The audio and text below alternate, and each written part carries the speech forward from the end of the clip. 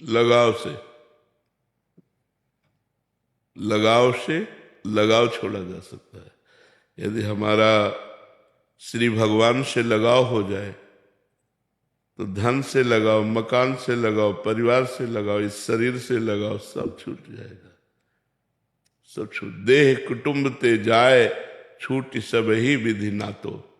जब परम प्यारे का प्यार प्राप्त होता है तो सबका प्यार धूल धूसरित हो जाता है। परम प्यारे प्रभु से हमारा संबंध नहीं, इसीलिए हम व्यथित हो रहे हैं।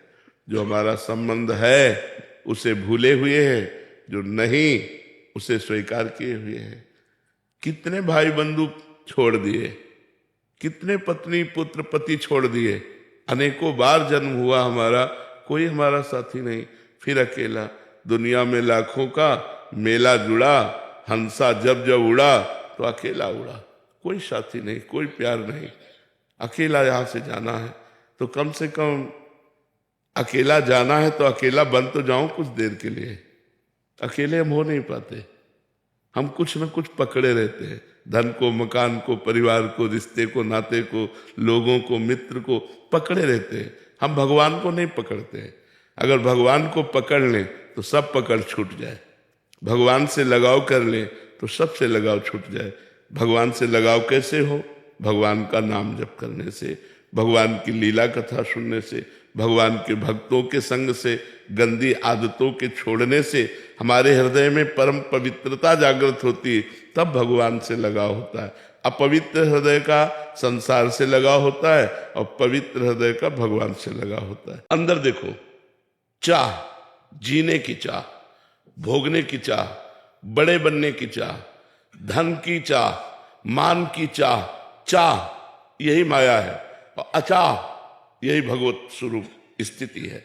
जाहि न चाहिए, जाहि न चाहिए, कबहु कछु तुम सन सहज स्नेह, बसहु निरंतर तासुर सो राउर निज गे। जिसे कभी कुछ नहीं चाहिए, कुछ नहीं चाहिए, कुछ नहीं, कुछ नहीं मतलब कुछ नहीं, चाह ही नहीं है, कोई चाह नहीं है, वो साक्षात भगवान है। साक्षात भगवान उसके हृदय में प्रकाशित हो चुके। अब वो नहीं, अब स्वयं भगवान अपना घर बनाकर उसके हृदय में रह रहे। अचाह, जो साधना करके संत महापुरुष भगवान को प्राप्त होते हैं, उनकी स्थिति क्या होती है? सकल कामनाहीन जे, कोई भी कामना नहीं, कोई भी चाहत नहीं। अगर चाहत है तो माया है, चाहत नहीं है तो माया नहीं है। ये सबको रौंदे दे रही है चाह, यही चाह सबको रौंदे दे रही। कोई गलत मार्ग में जाकर के चाह कर रहा है, हिंसा के द्वारा, झूठ के द्वारा, चोरी के द्वारा, घूसखोरी के द्वारा। कोई थोड़ा धर्म मार्ग में जाकर चाह कर रहा है, लेकिन धर्म और अधर्म दोनों मार्गों से चलने वाला चाह में ही स्थित है। जो चाह से ऊपर उठ गया वो परम धर्म, प्रेम धर्म या सांख्य धर्म, इनके द्वारा वो भगवान को प्राप्त करता है। तो चाह ही माया है। मैं और मोर तोड़ते माया है। उसका कार्य तिनके से लेकर ब्रह्मलोक तक है, और उसका विस्तार इस बात के लिए है कि भगवान को ढक करके वो नानात्व को प्रकट करती है। वो ये साधना का कार्य है, इस माया के नानात्व को नष्ट करके ब्रह्म का अनुभव करा देना। सिय राम में सब जग जाने, सब भगवान ही है। ऐसा जो शरीर का भान भूल जाता है, खान पान विश्राम सब स्थिति भूलकर ब्रह्माकार वृत्ति, तब कब मल निकल रहा है उसको पता नहीं है, कब शरीर से मूत्र निकल रहा है उसको पता नहीं, कब भोजन सामने क्या आ गया उसको पता नहीं, स्वभाववश खा रहा है। स्वभाववश वो महलों में कोई उसे पड़ा है या फुटपाथ में पड़ा है, कोई अच्छे वस्त्र पहना दिए या फटे पुराने वस्त्र या दिगंबर, उसको कोई शुद्धि नहीं है। वो एक अवस्था है ज्ञान की, ज्ञान की एक अवस्था जिसका नाम अवधूत परमहंस है। वो एक स्थिति होती है, कोई कोई महापुरुष उस स्थिति को प्राप्त होता है। जो ज्ञान की भूमिकाएं हैं, भक्ति की भूमिकाएं हैं, प्रथम भूमिका में ही चढ़ पाना बहुत कठिन होता है। प्रथम भूमिका में ही भोगों का त्याग है और सब इसी में लुढ़क जाते हैं। आप देखिएगा, अपने तो जैसे देखते हैं, मानसिकता में ब्रह्म प्राप्ति की इच्छा साधु बनने पर भी लाखों में किसी के एक है। वो अहम की पुष्टता होती रहती है। लेकिन अहम का नाश करके ब्रह्म में स्थित हो जाना, परमात्मा साक्षात्कार करना, ये साधारण पुरुषों की तो बात जाने दो, जो साधु वेश धारण करते हैं उनमें से लाखों में किसी की एक होती है जो ब्रह्म प्राप्ति की बात होती है। नहीं तो माया ही अपना चक्र चलाती रहती है। तब लग जोगी जगत गुरु, जब लग रहे निराश। जगत गुरु कौन? बोले निराश, किसी से कोई आशा नहीं, किसी से कुछ नहीं चाहिए। और जब आशा मन में भई तो जग गुरु जोगी दास। और जब किसी संत के ये आशा हो गई कि आदमी हमको अमुक धनराशि देगा, अमुक सुख देगा, अमुक वस्तु देगा, तो वो शिष्य बन गया और जगत उसका गुरु हो गया। जगत गुरु वही है जो अचाह है, आप तो काम है। काम क्रोध लोभ मोह मद मत्सर छह में से किसी ने भी उसके हृदय को टच नहीं किया, हृदय को परास्त नहीं किया, वही जगत गुरु। जगत गुरु एक स्थिति होती है, वही अवधूत महापुरुष होता है जिसको न शरीर का भान है न भोगों की स्मृति है, एकमात्र परमात्मा में स्थित है, उसे अवधूत स्थिति कहते हैं। ये कोई अवतार नहीं होता, हम ही लोग साधना करके उस स्थिति को प्राप्त होते हैं। आया का स्फुरण जो होता है वो मैं, मेरा, तू, तेरा, और जहां तक इंद्रियां और मन जाएं सब माया है। आ ब्रह्म स्तंभ पर्यंतम सर्वम मायामयम जगत, सत्यम सत्यम पुनः सत्यम हरेर नामैव केवलम। तिनके से लेकर ब्रह्मलोक तक सब माया द्वारा रचा गया है। सत्य है तो केवल हरि, उनका नाम ब्रह्म वही सत्य है, दूसरा कुछ नहीं है। तो माया क्या है? मैं और मोर, तोर तय माया। इसका विस्तार कितना है? तिनके से लेकर ब्रह्मलोक तक। इसका कार्य क्या है? ब्रह्म को ढक करके अन्य सब कुछ दिखाई देना, लेकिन भगवान को ना दिखाई देना। और भगवान ही है। जब हम साधना करते हैं तो ये सब कुछ खत्म हो जाता है, केवल भगवान दिखाई देते हैं। जैसे गोस्वामी तुलसीदास जी ने जब भगवान श्री राम की आराधना की और आराधना परिपक्व अवस्था में पहुंची, तब वो देख रहे हैं जड़ चेतन जग जीव जत सकल राम में जान। खत्म हो गई माया, सब कुछ राम दिखाई दे रहा। सी राम में सब जग जानी, करो प्रणाम जोर जुग पानी। सर्वत्र सिया राम विराजमान है, ऐसा अनुभव होने लगा, क्योंकि माया का भ्रम खत्म हो गया। तो जब तक माया का भ्रम जैसे गोपी जनों के नेत्रों से खत्म हुआ, तो वो कह रहे हैं जित देखूं तित श्याममयी है। सखी पता नहीं मेरी आंखों को क्या हो गया है, ना स्त्री दिखाई दे रहा है, ना पुरुष दिखाई दे रहा है, ना जड़ न चैतन्य। मैं जिधर देखती हूँ मेरा श्याम सुंदर ही खड़ा दिखाई दे रहा है। अब माया खत्म हो गई तो श्याम सुंदर दिखाई देने लगे। माया का पर्दा डाल करके स्वयं भगवान खेल रहे हैं। स्त्री पुरुष नहीं है कोई, स्वयं भगवान है। पर ये बात अनुभव में आने नहीं दे रही, इसी का नाम माया। नाम जप करो। जब नाम जप करने से हृदय में आनंद का कवच होता है, तो किसी के गलत बोलने से या गलत व्यवहार से या अपमान करने से हमें कोई फर्क नहीं पड़ता।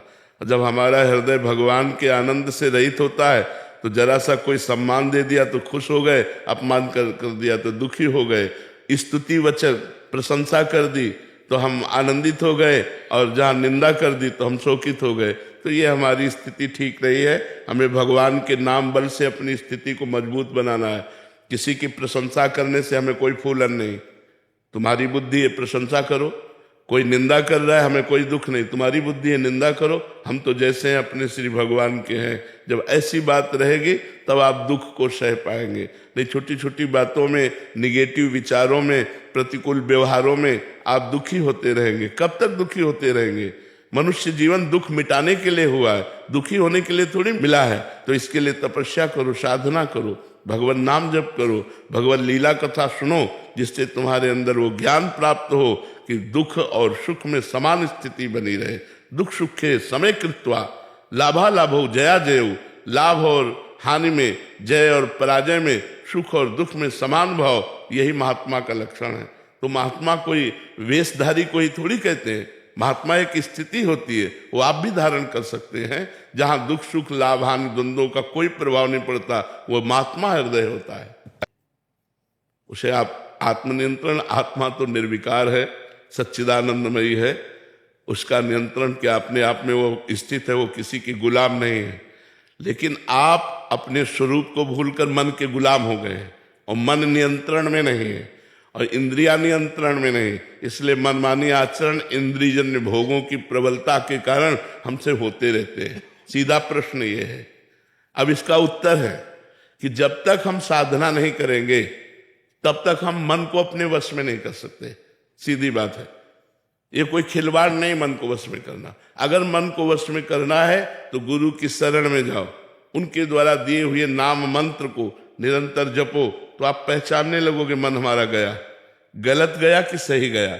सही गया तो उसका सहयोग दे देते हैं, गलत गया तो उसे रोक देते हैं। अब वो लाख बार कहे हमारे हृदय को जलाए तो हम गलत कार्य नहीं करेंगे। देखो, जहां हम मन को लगाना चाहते हैं हमें बार बार उसका चिंतन करना पड़ेगा, हमें उसके विषय की जानकारी करनी पड़ेगी, हमको उसी विषय में लगे रहना पड़ेगा, तो हमारा मन लग जाएगा। अब देखो, हमें संसार में मन लगाना नहीं पड़ता, स्वाभाविक लगता है। क्यों? हम उसे देख रहे हैं, हम उसे सुन रहे हैं, हम उसे भोग रहे हैं। लेकिन भगवान में लगाना पड़ता है, क्योंकि भगवान को हम देख नहीं रहे। तो हम सुन तो सकते हैं भगवान की चर्चा, कैसे भगवान है, क्या क्या लीला भगवान ने की। हम भगवान का नाम तो जप सकते हैं, हम भगवान की लीलाओं का गायन तो कर सकते हैं। अगर दो चीज हम कर लिए, श्रवण कीर्तन, तो तीसरा सुमिरन। सुमिरन प्रारंभ हो जाएगा, और जहां सुमिरन प्रारंभ हुआ तो मन विक्षेप रहित होकर भगवान में लग जाएगा। इसके लिए वर्षों लगेंगे। अभ्यास करो, बार बार नाम जप करो भगवान का। जब मन जाए, जहां जाए वहां से हटाकर भगवान में लगाओ। बार बार मन को अगर लगाते रहे तो अभ्यास योग युक्तेन चेतसा नान्यगामिना, अभ्यास योग के द्वारा हम ऐसी स्थिति बना लेंगे कि हमारा चित्त कहीं जाएगा ही नहीं, श्री भगवान में ही लगेगा। लेकिन इसके लिए लंबा अभ्यास चाहिए। सातु दीर्घकाल निरंतर सत्कार सेवितो दृढ़ भूमि। लंबे समय तक अगर हम निरंतर नाम का अभ्यास करें तो हमारा मन भगवान में लग जाएगा। तो हम लोगों का विरक्त मार्ग है, आप हमारा अनुसरण नहीं कर सकते, क्योंकि हमने बच्चापन से अभ्यास किया है और अपने शिष्यों को अभ्यास में डालना है। आप समझो, ऐसी सर्दी में जैसे मात्र एक कपड़ा पहने हुए हैं, तो अब इन पर नजर है, स्वास्थ्य न खराब होने पावे। जब आज्ञा दी है तो आंतरिक नजर है कि स्वास्थ्य न खराब होने पावे। जानकारी प्रगट में और अंतर से भागवतिक बल, कि आपको सहनशीलता मिले। लेकिन इनको जो गति मिलेगी वही आपको गति मिलेगी यदि गंदे आचरण छोड़ दो और जो कर्म कर रहे हो वो धर्मयुक्त करो और उसे भगवान को समर्पित कर दो और नाम जप करो, तो वही गति मिलेगी जो इनको मिलेगी। लेकिन इनमें आप में क्या अंतर होगा? आप केवल अपना कल्याण कर सकते हैं, और ये जब तैयार हो जाएंगे ना तो हजारों का कल्याण कर देंगे। ये अपने कल्याण के लिए नहीं दी जाती, अपने कल्याण के लिए तो पर्याप्त भजन है, लेकिन जो तप किया जाता है वो दूसरों के कल्याण के लिए किया जाता है। जो कष्ट सहा जाता है,